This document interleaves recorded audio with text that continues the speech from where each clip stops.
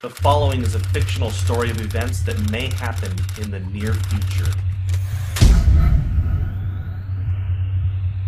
8 a.m. New York Stock Exchange. It's a cold, breezy day on Wall Street as markets await the Federal Reserve's announcement for QE4. Futures are up significantly. The Dow Jones just breached its 2008 high of 14,164.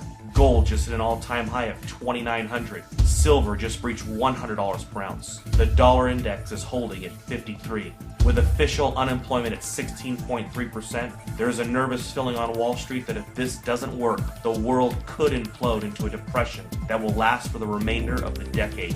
8:19 a.m. Beijing. Chinese officials announced that they can no longer allow Washington to devalue their holdings. After making their concerns private, China accepts that Washington will never stop paying its debts with inflated currency. China makes an official statement from Beijing, quote, "We have made our concerns known privately for some time. With QE4 about to be announced today, China will have no choice but to stop purchasing U.S. treasuries.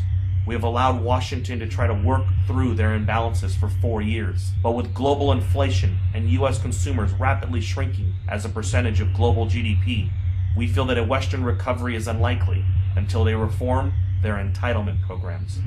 8:45 a.m.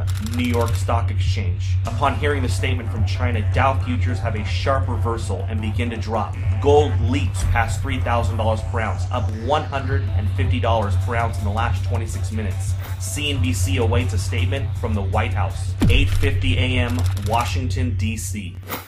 The president makes an official statement to calm investors' fears. He tells Americans that he has spoken with several G20 leaders. They have assured him that they will continue to increase their purchase of treasuries and believe that a strong U.S. economy is the only thing that will bring back global prosperity. He has also spoken to Chairman Bernanke, who assures him that a strong dollar will be the result of QE4. The president also reminds Americans that his recent New Deal recovery programs that he passed through executive order will increase the likelihood of a lasting recovery. He also notes that Beijing, since 2009, has slowly been reducing their holdings, so the impact will be minimal. 9:51 a.m. New York. Dow futures fall 850 points in the first 20 minutes of trading. Markets are halted for 1 hour by the authorities. 10 a.m. Main Street, America. The news about the stock market in China has now spread.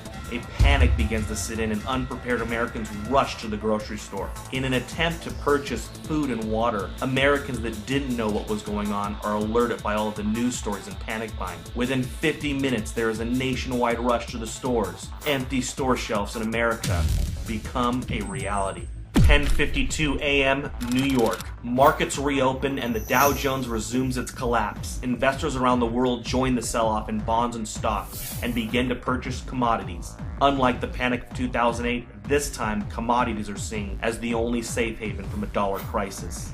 11:30 a.m. New York. The Dow falls 1,700 points since reopening. Trading is halted for at least 2 hours. The Federal Reserve injects $200 billion into the markets and announces that QE4 will be delayed until further notice. Congress is called back to D.C. for an emergency joint session. Some members of Congress are saying that they consider China's statement a financial attack. 12 p.m. Main Street, America. Several cities begin to see civil unrest after grocery stores are forced to close. Traffic in the streets and violence break out. The president puts the National Guard on alert for a possible deployment onto U.S. streets if things don't get under control soon. Several news agencies are reporting injuries at grocery chains and call for the authorities to do something before it gets worse. 12:15 p.m. Toronto, Canada. George Soros tells CNBC that a run on treasuries is imminent and that there is nothing the government can do to stop it. He says it is unfortunate that a controlled decline of the dollar was not coordinated better over the years. Today really could have been avoided if not for the Tea Party politicians who demanded fiscal responsibility and a constitutional government. 3 p.m. Gold closes at $11.53 for the day at $4,053 per ounce. Silver closes at $173 per ounce. The president announces that due to civil unrest in some areas of the country, U.S. stock markets will remain closed for the rest of the day. With the exception of mining and other inflation-related stocks, the majority of U.S. stocks are down significantly due to the sell-off and flight to safety in commodities. The Federal Reserve announces that it will begin to purchase U.S. treasuries and stocks in order to stabilize the markets. But this only feeds investors' fears of a full-blown treasury run and collapse of the dollar. 6 p.m.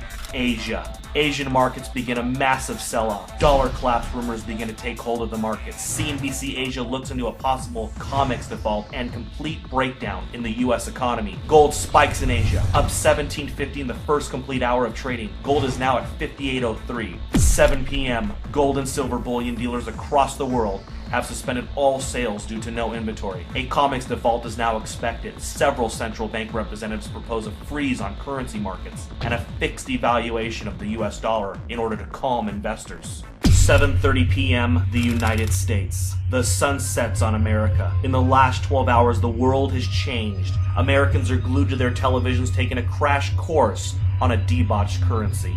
Smoke from fires in the cities have put a dark cloud over the nation. 7:45, the Federal Reserve. The Federal Reserve announces it will inject $1.5 trillion into the markets in order to stop any further decline in stocks. 7:55 p.m., OPEC.